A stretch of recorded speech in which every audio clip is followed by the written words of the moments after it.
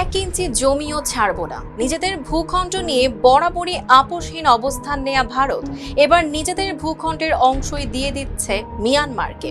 এমনই একটি প্রতিবেদন ঘিরে তোলপাড় শুরু হয়েছে মণিপুরে। India-Myanmar border issues.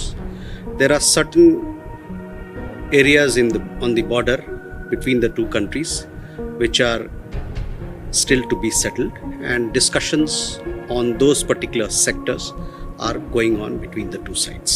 যুক্তরাষ্ট্র ভিত্তিক সাময়িকী দ্য ডিপ্লোমেট দাবি করেছে, সীমান্ত নির্ধারণের অংশ হিসেবে প্রায় 1.4 বর্গমাইল এলাকা বিনিময়ের একটি প্রস্তাব ভারত সরকার বিবেচনা করছে, যদিও নয়াদিল্লি বিষয়টি আনুষ্ঠানিকভাবে নিশ্চিত করেনি।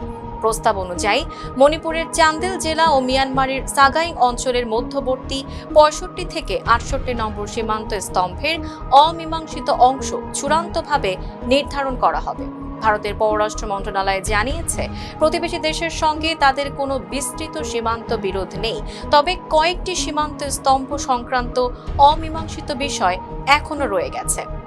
বিশ্লেষকদের মতে পুরো ভারত মিয়ানমার সীমান্তে প্যারা নির্মাণ, অবৈধ অনুপ্রবেশ, বিদ্রোহীদের চলাচল ও সীমান্ত অপরাধ নিয়ন্ত্রণের লক্ষ্যে এমন উদ্যোগ বিবেচনায় আনা হচ্ছে।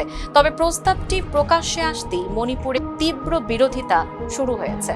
স্থানীয় সংগঠন কোকোমি হুঁশিয়ারি দিয়েছে, রাজ্যের 1 ইঞ্চি ভূখণ্ড মিয়ানমারকে দেওয়া হলে ব্যাপক জন আন্দোলন গড়ে তোলা হবে। এখন প্রশ্ন, সীমান্ত নিরাপত্তার স্বার্থে কি সত্যি ভূখণ্ড বিনিময়ের পথে হাঁটবে ভারত, নাকি বিতর্কের মুখে সরে আসবে New Delhi? Tanjiba Nowrin, face the people.